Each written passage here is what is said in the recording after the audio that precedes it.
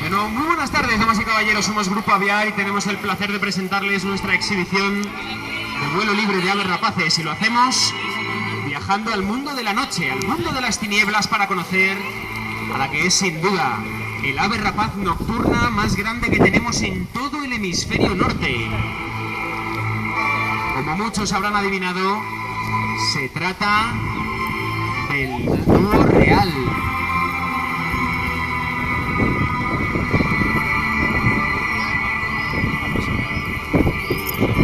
Este bonito ejemplar que nos da la bienvenida es una hembra y su nombre es Bruja.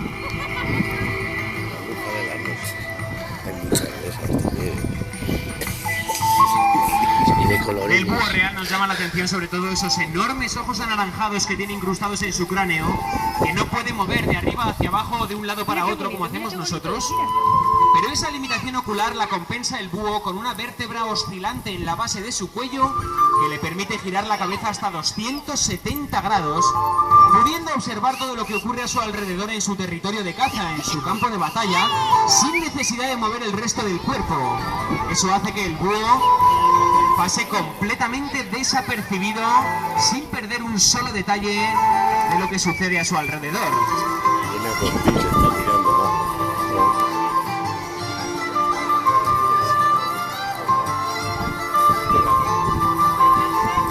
Su plumaje muy complejo, muy evolucionado como el de todas las rapaces nocturnas, es también muy mimético, permitiéndole ocultarse en las zonas de monte aquí en la península ibérica. Mira por ti.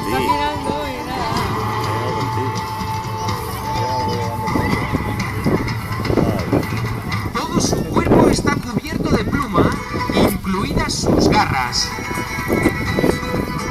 Eso hace que no pierda temperatura durante la noche a través de sus extremidades, que es cuando tienen mayor actividad, como todos sabemos. Aunque los búhos no son estrictamente nocturnos, pueden cazar también de día, y es que en la época de cría sus jornadas de caza se alargan bastante, ya que tienen que alimentar primero a los pollos y luego a ellos mismos, así que en muchas ocasiones podríamos encontrarlos, también con suerte, cazando a primera hora de la mañana o a última hora de la tarde.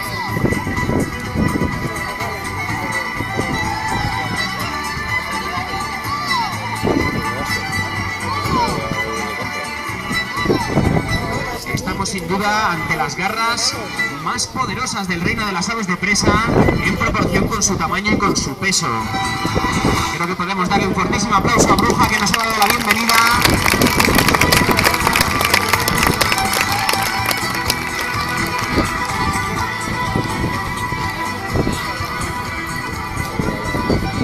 Bueno, tras una larga jornada nocturna, sale el sol. Los búhos como este que acabamos de ver se van a dormir y el cielo es colonizado por las aves de presa diurnas. En este caso tendríamos que hacer un viaje larguísimo para conocer a nuestros siguientes invitados, que vienen del otro lado del charco. Se trata de las águilas de Harris. Sí, esto es.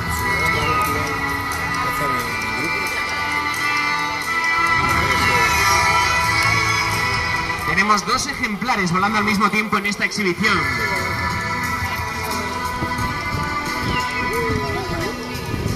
Esto es porque se trata de una especie única en el mundo de las aves de presa, que habitualmente son muy solitarias, juntándose en parejas únicamente en época de cría.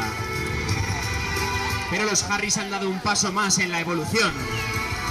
Han decidido unirse en grupos, en clanes familiares, para sobrevivir en un medio tan hostil como es el desértico en el que habitan, en las regiones del sur de Estados Unidos, de México, en Centroamérica, de Perú, Bolivia o Chile.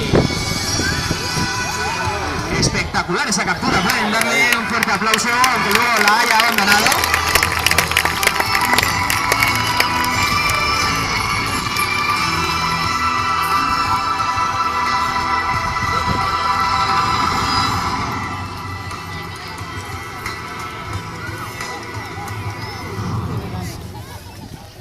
Como les decía, viven en estas regiones desérticas tan complicadas, donde la supervivencia es todo un reto. Y gracias a esta vida en común, más propia de mamíferos gregarios como los lobos o los delfines, es por lo que han conseguido sobrevivir. Allí sitúan sus nidos en lo alto de yucas o de cactus gigantes. Quiero que se fijen bien en el tamaño que tienen estos dos ejemplares, que son hermanos, un macho y una hembra. El que tenemos en la rama más baja es el macho. Y si se fijan, podrán comprobar que es considerablemente más pequeño que la hembra. Esto sucede en todas las aves de presa del mundo. Bonito picado. Las hembras son siempre de mayor tamaño y mayor peso que los machos, porque tienen distintas funciones en la vida familiar, sobre todo en la época de cría.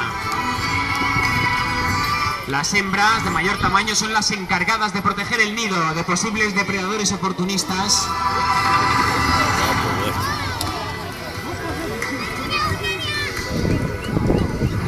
Son las encargadas de proteger con su enorme envergadura de alas a los pollos de la radiación solar o de la lluvia cuando aún están en el nido.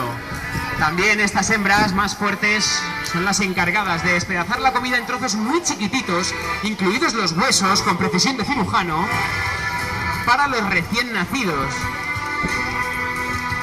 Aunque en el caso de las águilas de Harris, los ejemplares que aún no han cumplido un año de vida ya están preparados para alimentar a sus hermanos pequeños, formando guarderías mientras los adultos salen a cazar. Los machos, en cambio, como el que tenemos en el árbol, son más pequeños, más ligeros, más livianos. En época de cría son maratonianos cazadores, incansables, que están constantemente aportando comida al nido. Pero lo más asombroso de esta especie, por supuesto, es su técnica de caza. Una técnica de caza compleja, como decíamos, parecida a la que emplean los grupos de mamíferos como los lobos.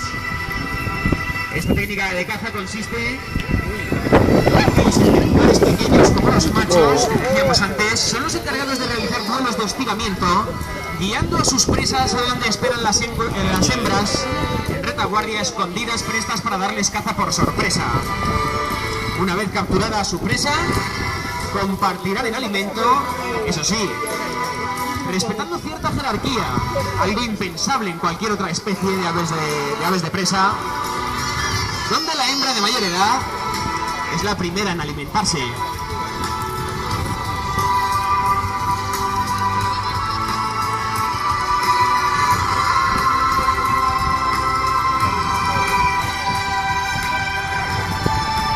Bueno, pues creo que se merecen un fortísimo aplauso porque han luchado contra el aire para ofrecernos este bonito ejercicio.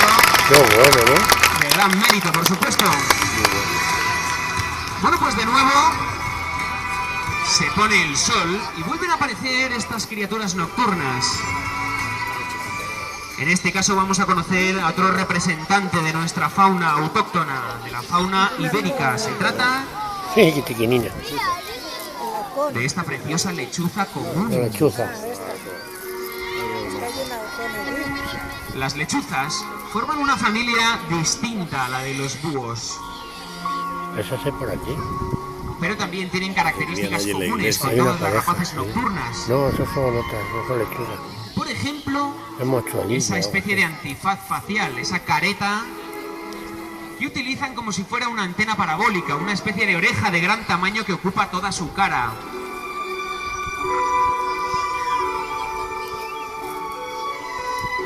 Y es que toda su morfología ha evolucionado para potenciar sus sentidos más importantes, la vista y el oído. Con un peso que apenas llega a los 300 gramos, se trata de un excelente depredador. Aunque hay que decir que las lechuzas como esta arrastran oscurísimas leyendas, especialmente desde la Edad Media, desde cuando son consideradas amigas de las brujas, enviadas del demonio, pájaros de mal agüero. Aún hoy, por toda nuestra geografía, hay gente que piensa que se beben el aceite de las lámparas de las iglesias. Siempre con muy mala prensa, pero se trata de un error histórico por nuestra parte. Les voy a explicar por qué y seguro que lo entienden perfectamente. Estos pequeños depredadores nocturnos se alimentan básicamente de micromamíferos. Es decir, de pequeños roedores como los topillos, los ratones o las musarañas. Precisamente en Castilla y León, hace pocos años, hubo una enorme plaga de topillos que echó al traste muchísimos cultivos y obligó a la administración a intervenir con la ayuda de venenos, por la falta precisamente de este tipo de depredadores. Y es que sin el concurso anual de estas pequeñas rapaces nocturnas, sería imposible los cultivos humanos. Por eso les encanta vivir cerca de nosotros, situando sus nidos en zonas rurales como esta, donde podemos encontrarlos criando en los campanarios de las iglesias, en las casas derruidas o en los graneros donde encuentran con facilidad su alimento. Y es que el concurso anual de estas rapaces es importantísimo porque son capaces de alimentarse o de capturar uno solo de estos ejemplares más de 2000 de estos pequeños mamíferos. Fíjense la huella ecológica que deja la desaparición de uno solo de estos ejemplares de lechuza. Cuando una lechuza es atropellada accidentalmente en algún camino, en alguna carretera, tengan en cuenta que deja tras de sí una plaga potencial de miles de estos pequeños mamíferos tan nocivos para nuestros cultivos, que son imprescindibles para nuestros ecosistemas, por supuesto, pero sus plagas dificultarían mucho nuestra propia alimentación. Por eso quiero que se acuerden de ellas cuando se sienten a la mesa, porque son los auténticos centinelas de nuestro alimento.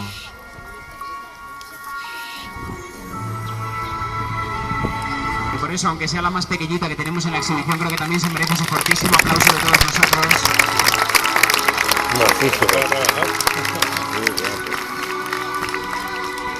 Y a continuación vamos con otra de estas aves rapaces diurnas, con otra de estas águilas de Harris, como las que hemos conocido al principio, pero esta vez lo vamos a hacer con un ejercicio un poquito especial.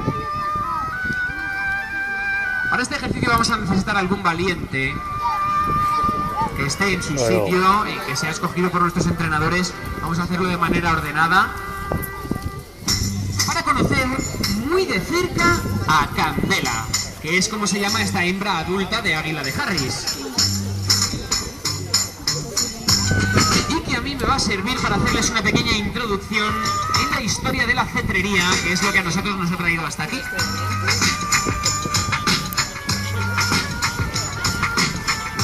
Hay que felicitarse porque recientemente la cetrería ha sido designada por la UNESCO como Patrimonio Inmaterial de la Humanidad por su importancia cultural desde hace miles de años y por ser un sistema cinegético especialmente deportivo, muy selectivo, muy limpio, que no deja restos inorgánicos en el campo y que solo colabora con el equilibrio de nuestros ecosistemas, como les explicaré después.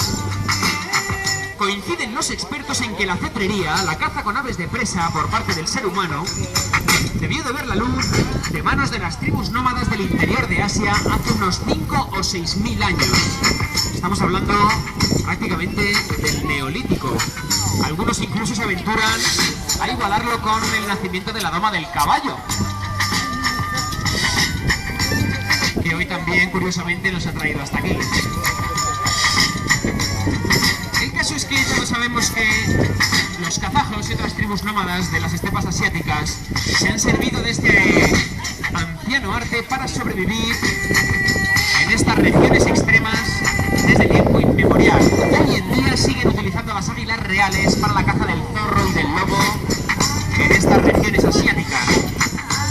Pronto irradiaron con su cetrería a Extremo Oriente, a Japón y a China, y por occidente al este de Europa y Oriente Medio, al pueblo árabe, en las zonas del desierto de Arabia. Pero tuvimos que esperar a la Edad Media para que la cetrería alcanzara su edad de oro. Llegó a ser tan importante la cetrería en la Edad Media que hasta los párrocos en las iglesias guardaban un lugar de privilegio para sus halcones frente al altar mayor durante la celebración celebración de las misas, en un lugar que estaba completamente vetado a los feligreses. Sabemos también que durante las cruzadas los ejércitos cristianos pagaban el rescate de sus prisioneros con la ayuda de halcones gerifaltes traídos de las zonas árticas del norte de Europa, auténticas joyas vivientes muy apreciadas por el pueblo árabe, incluso hoy en día uno de sus mayores o sus más apasionados practicantes. Federico II, el gran emperador del Sacro Imperio Romano de Occidente, cuenta en las crónicas que se hacía acompañar de hasta 10.000 personas al campo en sus jornadas de cetrería, en una modalidad de caza deportiva que podría hacernos pensar que en aquella época tendría la importancia de deportes masivos como los que tenemos hoy. También Marco Polo nos contaba al regreso de sus viajes que el gran Khan, el gran Gengis Khan, practicaba la cetrería también acompañado de una cifra muy similar de hombres especializados en la cetrería, pero este lo hacía a lomos de sus elefantes.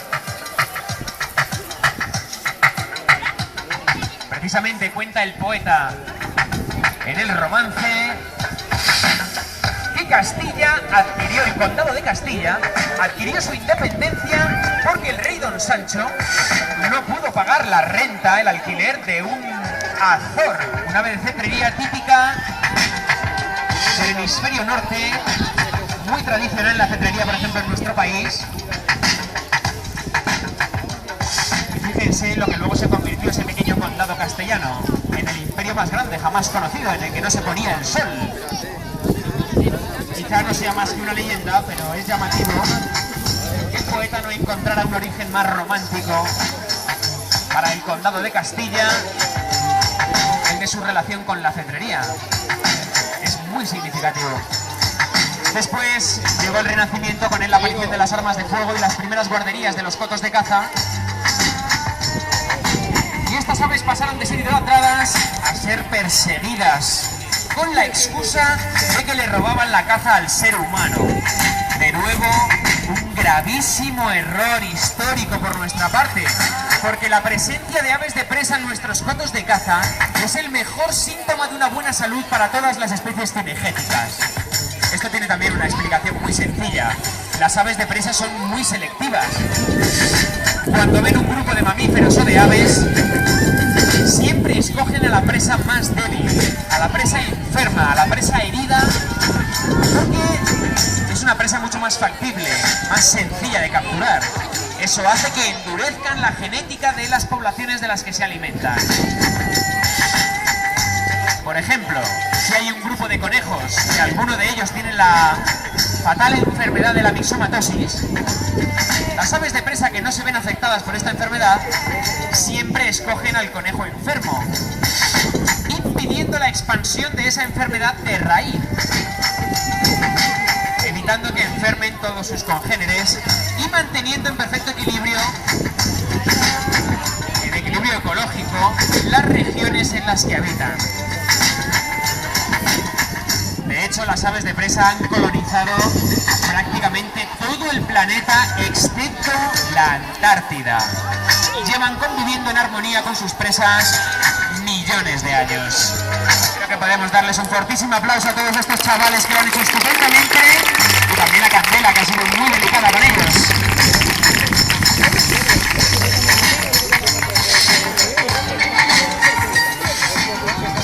Bueno, vamos con un ejemplar, familia de estas águilas de Harris, aunque de un aspecto un poco diferente. Pero también proviene del otro lado del Atlántico, de Norteamérica, de Estados Unidos y Canadá. Su nombre es León y se trata de un águila de cola roja. Al igual que estas águilas de Harris que hemos visto hasta ahora, es familiar directo de los busardos, de los ratoneros que tenemos aquí en la península ibérica y que podemos ver en muchas muchas ocasiones posados sobre los postes junto a las carreteras, aves oportunistas que esperan a que algún vehículo a motor les sirva el alimento en bandeja. Aunque hay que decir que estas águilas de cola roja son de mayor tamaño que las que tenemos aquí en la península y son más netamente predadoras. En Estados Unidos se alimentan de pequeños y medianos mamíferos como los conejos, las ratas, las ardillas o los perritos de las praderas. De hecho, existen estudios científicos que han demostrado que los perritos de las praderas, estos mamíferos coloniales, tienen innato en su genética grabado un grito de alarma específico para estas águilas de cola roja, para esta especie. Lo que nos dice que depredador y presa, esto nos confirma que han convivido en perfecta armonía, sin la intervención humana, durante cientos de miles de años.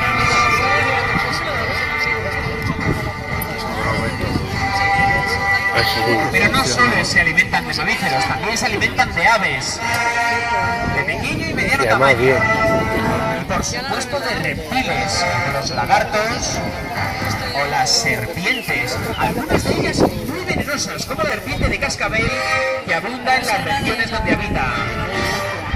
Aunque últimamente son tan adaptables que han empezado a colonizar las grandes urbes, situando sus nidos en lo alto de los rascacielos en Estados Unidos, donde encuentran muy poca competencia por el alimento.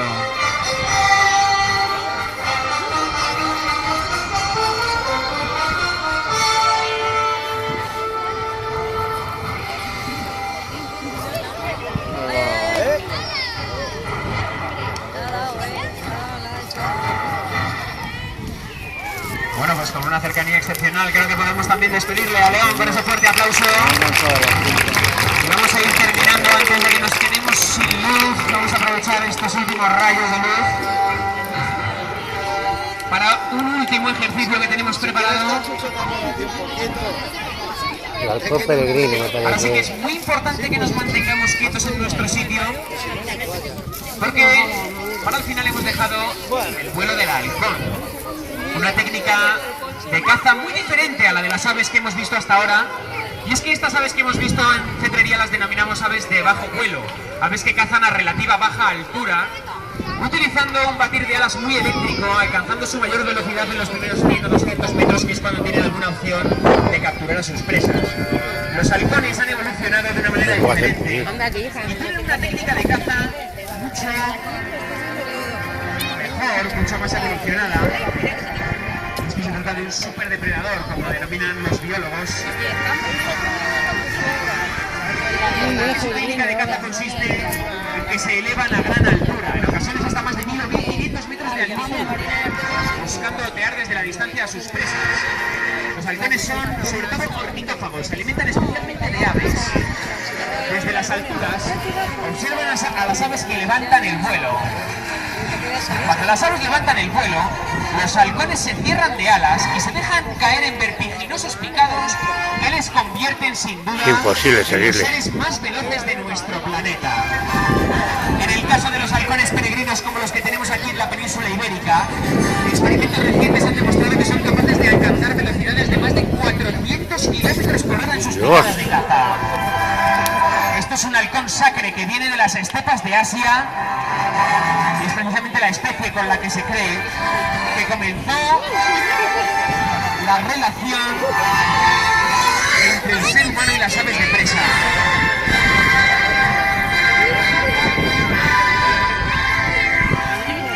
Esto es una pequeñísima muestra de lo que este halcón, Estepa, su nombre, es capaz de hacer apenas levantándose a 15 o 20 metros sobre sus cabezas.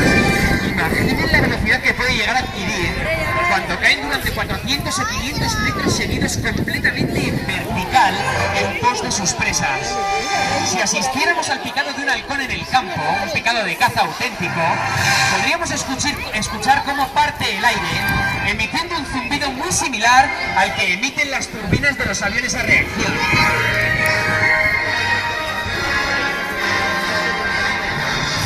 Pues bien, incluso impactando a esa velocidad a sus presas, muchas de ellas salen indemnes. Su porcentaje de éxito en la caza no pasa de un 15 o un 20% de posibilidades de éxito. El halcón intenta acuchillar a su presa con sus afiladas uñas, intentando darle un golpe certero, pero cuando no lo consigue, vuelve a tomar altura, intentando aturdirle, impactándole el número de veces que sea necesario antes de dar con él en el suelo ya muy debilitado. Solo cuando su presa ya no puede defenderse, entonces el halcón la capturará. Con estas bonitas imágenes, damas y caballeros, nos vamos a despedir. Esperemos que la exhibición haya sido del agrado de todos. Solo me queda darles las gracias por su excelente comportamiento. Agradecer también, por supuesto, al Centro Hípico del Valle, porque ha sido gracias a ellos, gracias a su cortesía, que nos encontremos hoy con todos ustedes. Recordarles que esta imagen del cetero de su halcón que contempla más de 5.000 años. Damas y caballeros, un fuertísimo aplauso para todos. Somos Grupo Aviar, estamos a su entera disposición.